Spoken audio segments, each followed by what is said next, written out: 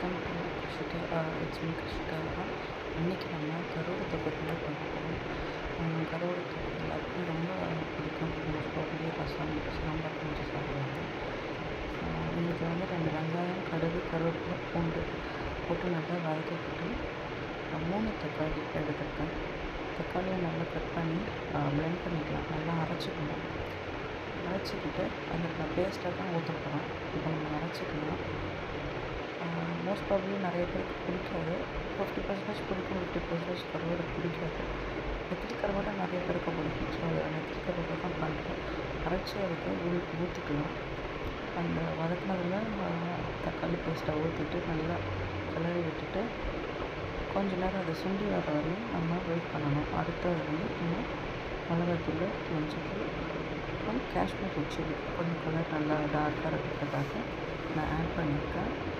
வீட்டில் அரைச்ச மிளகாத்தூள் தான். 3 ஸ்பூன், கிட்டத்தட்ட 4 ஸ்பூன் இருக்கும். வேணும்னா நம்ம வந்து ஆட் பண்ணி எவ்வளோ வேணுமோ காரத்தில் வந்து நீங்கள் போட்டுக்கோங்க. நான் வந்து இது 3 தான் போடுறேன். போட்டு நல்லா கிளறி விட்டு கொஞ்சம் வாட்டர் ஆட் பண்ணிவிட்டு நல்லா கொதிக்க வைக்கணும். பச்சை வாசனை போகிற அளவுக்கு நல்லா வதங்கி நல்லா கொதிக்கணும். கொதித்த பிறகு நம்ம கருவாடை வாஷ் பண்ணி வச்சுருக்கோம். நம்ம சுடு தண்ணியில் அதை வந்து நம்ம ஆட் பண்ணிக்கலாம்.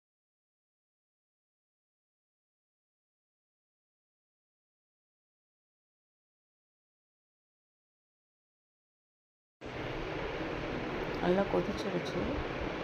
நல்லா கொதிக்க பாருங்க. நல்லா அந்த எண்ணெய் பிரிஞ்சு வந்துடுச்சு. அதுக்கப்புறம் தான் நம்ம வந்து கருவாடை ஆட் பண்ணோம். அதுக்கு முன்னாடி நம்ம ஆட் பண்ணும்போது என்ன ஒன்றுனா பச்சை வாசனை அப்படியே இருக்கும். பட் கருவாடு மட்டும் வெந்து பசிக்கும். ஸோ நம்ம நல்லா எண்ணெய் பிரிஞ்சு வந்த பிறகு கருவாடை வாஷ் பண்ணி வச்சுருக்கோம் இல்லையா, கடலாம் சொல்லி அதை நம்ம ஆட் பண்ணிக்கலாம். ஆட் பண்ணிவிட்டு கொஞ்சம் சிம்மில் மூடி போட்டு நம்ம வேக வச்சா போதும். ஒரு 5 to 6 to 7 மினிட்ஸ் போதும் கருவாடு வேகிறதுக்கு. அந்த எண்ணெய் பிரிஞ்சு வந்தது அது நல்லா வெந்துடும். வெந்த பிறகு நம்ம கார்னிஷ்க்கு கொத்தமல்லி போட்டுடலாம். இது வந்து எல்லா கருவாடுலையும் பண்ணலாம். நெத்திலி கருவாடு இன்னும் டேஸ்ட்டாக இருக்கும். அது உடையாது, முள் இருக்காது.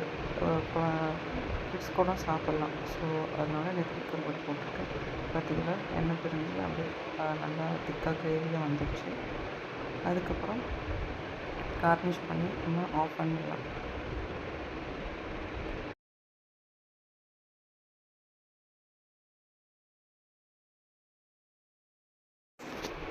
கொத்தமல்லி போட்டு ஆஃப் பண்ணிடலாம்.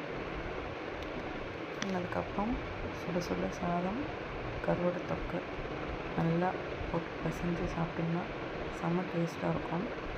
அப்போ அதை தான் நான் சாப்பிட்றேன். சாப்பாடு